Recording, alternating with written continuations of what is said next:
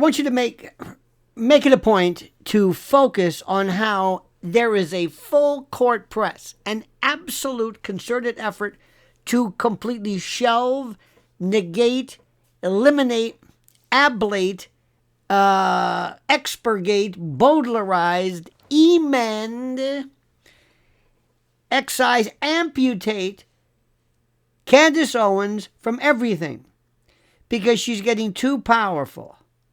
And now they think they've found the latest aha moment, which should result, if they have their way, on her being eliminated from all consideration whatsoever because of her latest claim, her latest tweet. Now, people are now claiming that somehow this is the end of the world. I am saying to you, and I am repeating the message, people need to calm down and take a breath. For the love of God, take it easy, because Candace Owens is not running for office. Okay? You are not voting for her. You are not endorsing or ratifying everything she says. You're not pledging allegiance or fealty to her entire belief system, and you are not signing off on every word she has ever said or will ever say. And liking or even agreeing with one thing that she says doesn't make you somehow responsible for everything she says in toto.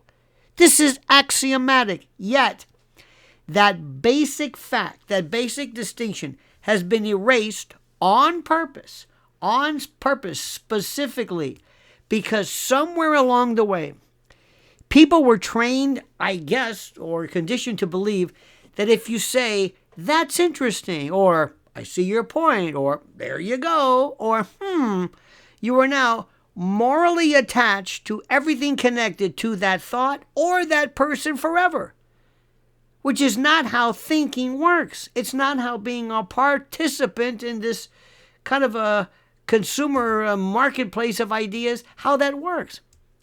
And it's not how a free society survives, because thinking, listen to me, thinking has always meant sorting and dealing with ideas, weighing them, evaluating them, discarding some, keeping others, evaluating a few, tweaking, and then moving on.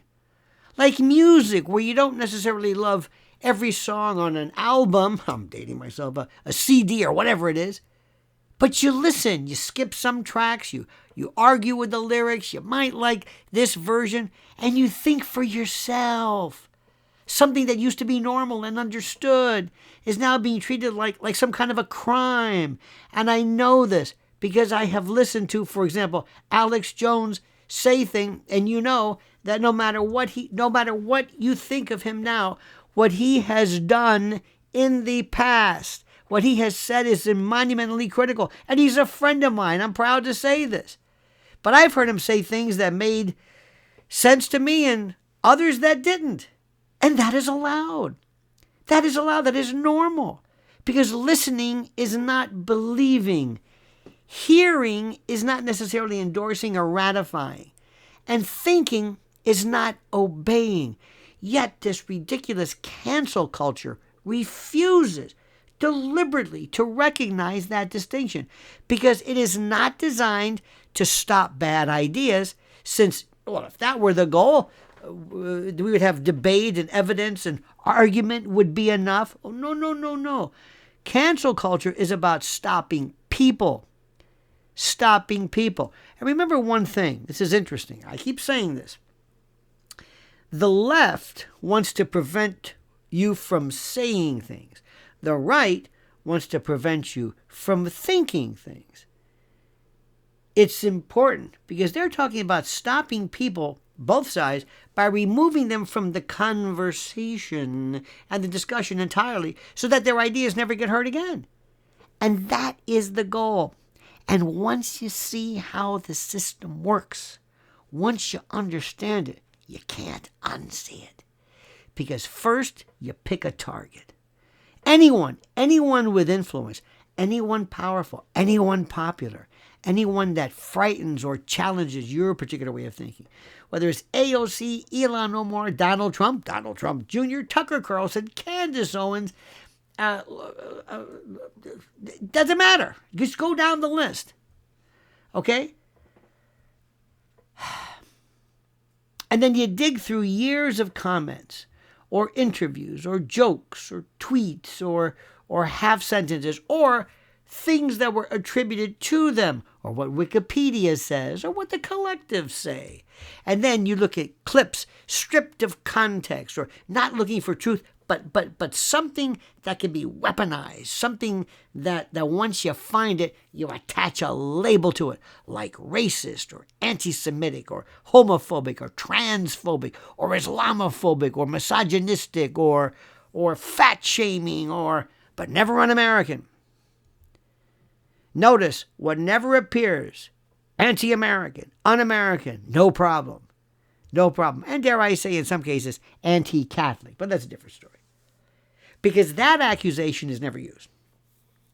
And once the label is attached, the next step is not discussion or clarification. Oh, no. But punishment. Punishment. Sanctioning. Fire them. Ban them. Remove them. Shadow ban them. Demonetize them. Silence them.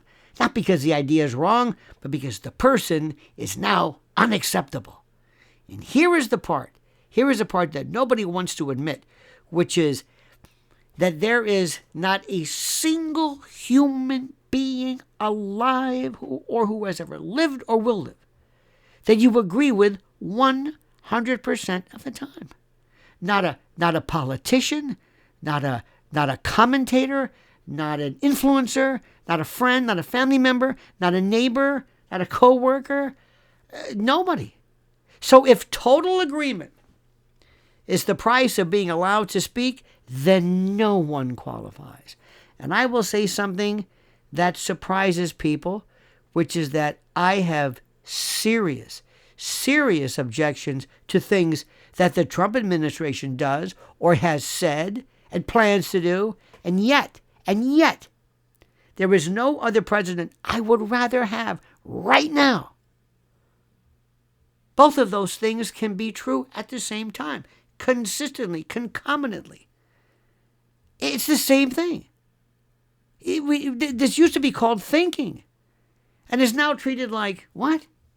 Betrayal. This is the thing I don't understand. I've never given up my ability to independently think. And I'm going to say it again. President Trump does some things I think, oh, that's nuts. And other times I think, that's great. But either way, I don't want anybody. Do you think I want Kamala Harris, Kamala? Are you kidding me? By God, Gavin Newsom? No. I don't even know what other Republican I would want other than him. So anyway, that's the way that is. And this brings us to the latest outrage involving Venezuela, where Candace Owens, that's right, Candace Owens said something many people found absolutely unconscionable and explosive and over the top when she said that Venezuela was being, quote, liberated the same way Syria, Afghanistan, and Iraq were liberated, through the air quotes. And she also suggested intel agencies and global interests somehow benefit from regime change. And this is not exactly shocking, using language people found offensive. And framing that made many angry. Oh my God. What she said was this. I'm going to read this tweet, right? These are her words. This is what she said. This is it. So get ready. By the way, if there's any small children, any lactating mothers, or people with pacemakers, you should consult with your physician before listening. Not safe for work. NSFW, please. Viewer discretion. She said, quote, Venezuela has been liberated like Syria, Afghanistan, and Iraq were liberated. Those are the quotes. Further, quote, the CIA has staged another hostile takeover of a country at the behest of a globalist psychopaths.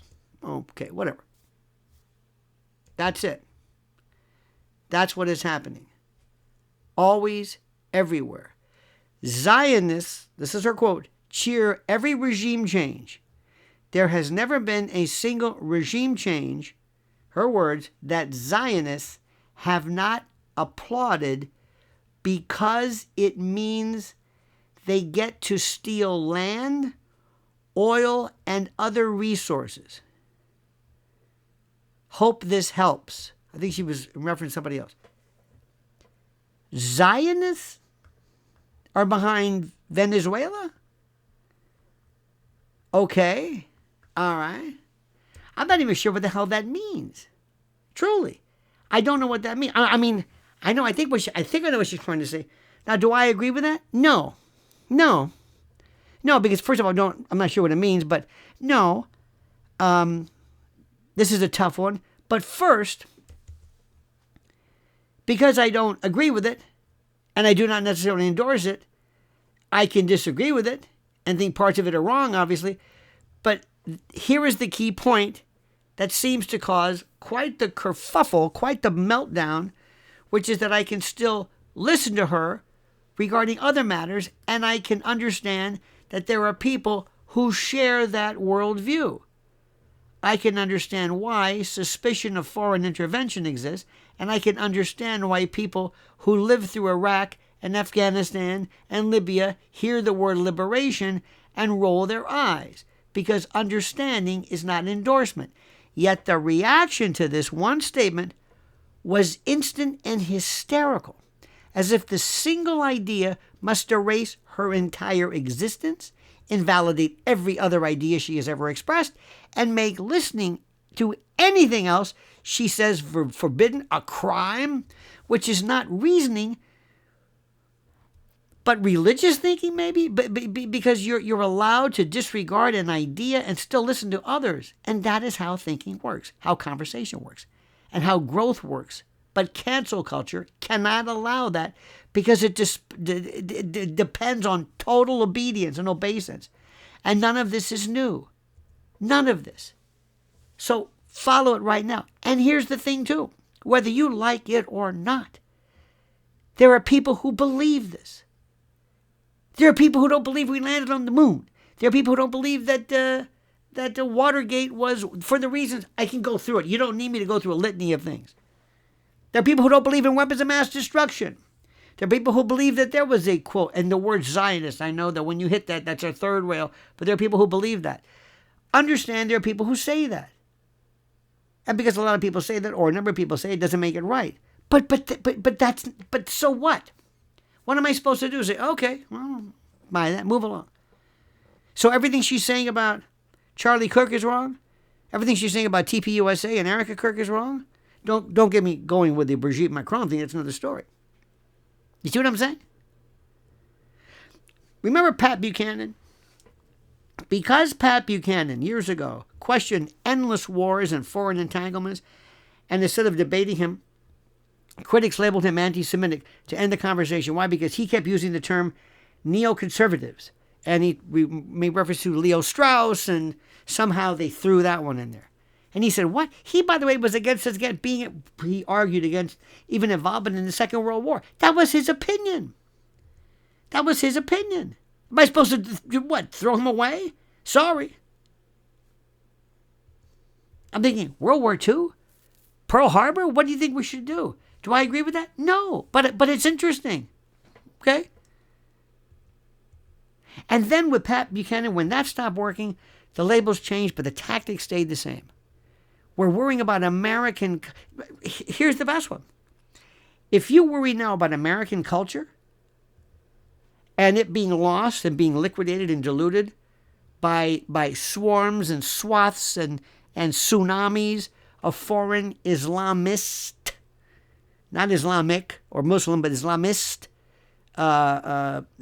illegal aliens or migrants or whatever you want to call it, because you're worried about having our American culture diluted, which is certainly different from the anti-Semitic, because now we're talking about Islamists, that gets you called Islamophobic. And a lot of the people who call you anti-Semitic will say, well, what's wrong with that? Well, of course I worry about that. Well, you're an Islamophobic. Yeah, but you're an anti-Semite. Yeah, but you're a racist. See where we go with this? Wait a minute, what?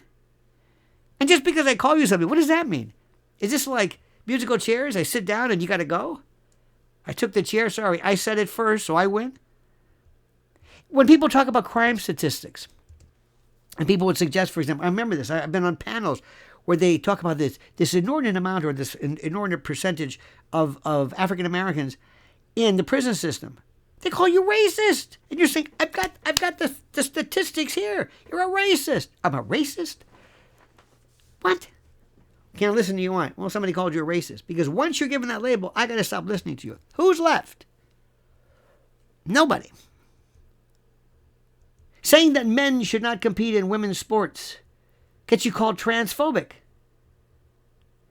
Questioning official narratives gets you called a conspiracy theorist. And asking too many questions makes you dangerous, with the message always being the same, which is stop talking. And here is a rule worth remembering, which is that every time someone tells you a subject is off limits, that is exactly when you should start paying attention. Because people only panic and get that concerned when something makes them uncomfortable, when there is truth there or power being protected. You only get flack when you're over the target. Remember Charles Murray? Remember the book Bell Curve? Remember that one? He was suggesting maybe intelligence, IQ core differences inherent between races. It was an idea positive. He learned when he asked questions about IQ testing and group differences, and he was banned, of course, a racist, simply for asking. I mean, to even acknowledge him. Remember that one? You can't even hear, well, what's the basis for this? I never understood this. I was like, you mean to tell me it's impossible to have differences between races? Yes. Why are there no Cambodians in the NBA? Well, they're shorter. Aha! Well, that's stature. So there are differences. There are differences. Well, yeah, but, well, if somebody can be different in height, why can't they be different in intelligence or language skills or math skills? Why? Why is that preposterous? I'm not suggesting it. I'm asking. And I've experienced this myself when I raised similar questions. I was asked if I was a racist or whatever it was. I mean, I can't keep track of this. And when I said, no, I'm asking a question. Then I'm asked whether there are differences between men and women, which no one really calls sexist. But yet, somebody notices differences between anywhere else, and that becomes forbidden, which is not science but ideology. And now we live in a world where DEI says race and gender must be acknowledged for policy while forbidding honest discussion about them, which you cannot have both ways, even though that contradiction is enforced with moral authority. You can't say there's no difference between men and women, but we're going to have preferences for something that we can't define. What? And the people who scared the system the most, the ones who terrify the system, are always the same type. Those who speak plainly, who don't apologize, and who don't ask permission, like Candace Owens and Tucker Carlson. And let me repeat this because repetition matters, which is that I am not voting for these people. I am not appointing them to office. I am listening to ideas. And I have been called every name imaginable, because the longer you do this, the more labels you collect. They stick to you. And the real danger is not the police or government agents, but the thought vigilantes. Not the thought police, but the thought vigilantes, the citizens, the civilians, the self-appointed rulers of what can and cannot be said. Because we have seen this instinct before, where silence comes first and thinking later. And even religion shows the double standard, where things can be said about Catholics that would never, ever be tolerated if said about other faiths. And I say this as a retired Catholic who is not sensitive, but observant, okay? Because some groups are protected and some are open season, which is not equality, but power. And when you bring this back to Candace Owens, whether you like her or not, whether you agree with her or not, she represents a group of people who refuse to be told what they are allowed to think. Young, online, skeptical, tired of elite hypocrisy, and tired of being ordered to shut up. And any political movement, any group that ignores that group is making a serious mistake, especially as foreign policy moves front and center with the Middle East, Russia, Ukraine, Venezuela, and renewed talk of the Monroe Doctrine and spheres, not spears, but spheres of influence, and America acting in its own interest, because questions will be asked and must be allowed. Like which wars were worth it? Which were sold with lives? Who benefits from intervention? And who pays the price? Cui bono, qui prodest? Who benefits? And people will try to shut these questions down too, but do not let them. Because the moment you accept that, the moment you accept the idea that some ideas are forbidden, you've already given up something that you may never get back. End of story. That's it. And that's where we are right now. This is a very, very serious issue for me right now. Very, very serious. And I have heard people say things about the white man and the black man and men. And even though, I may not be crazy about it or agree with it, I've never, ever considered for a moment telling somebody to shut up. And for you to say, well, it's not so much that you're wrong, but if I can attach a label to it. See, if I say, well, you're wrong about this. No, better, you're a racist. Well, you're wrong about this particular ideation regarding gender. You're a misogynist. Well, I think you're wrong about the notion of the ICC or the ICJ and their jurisdiction regarding Bibi Netanyahu. You're an anti-Semite. See what I'm saying? It takes it to the next level. It shuts it up. It's third rail. It's kryptonite. Aren't you tired of it? Seriously. Don't just say, I'm not buying this. I'm not. If somebody's stupid or wrong, that's one thing. I don't understand anymore. Joy Reid can say the most profoundly racist, anti-white, oh my God, things they've said about J.D. Vance and his wife, whatever. Now, you can point it out, but does she have the right to be heard? Yes. Does that mean she's never said anything right? By the way, don't forget, Joy Reid's the same person who has Time Bandits go back and change her website. She was really homophobic regarding some comments, allegedly. But I don't want to relitigate that one. But the point is, how come she can say it and you can't? You know why. You know why. You know why. You know why. You know why. You know why. Okay? We know. But if you want to dismiss Candace Owens, fine. Is she wrong about this Venezuela thing? I don't even know what the hell that means. I'm not saying that to be cute. I really don't understand what she's trying to say.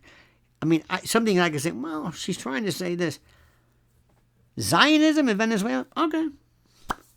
That's what you think. And what happened? Oh, and by the way, let's say hypothetically, I get a Jewish person or an Israeli who believes that. Are they anti-Semitic? Does that make any sense to you?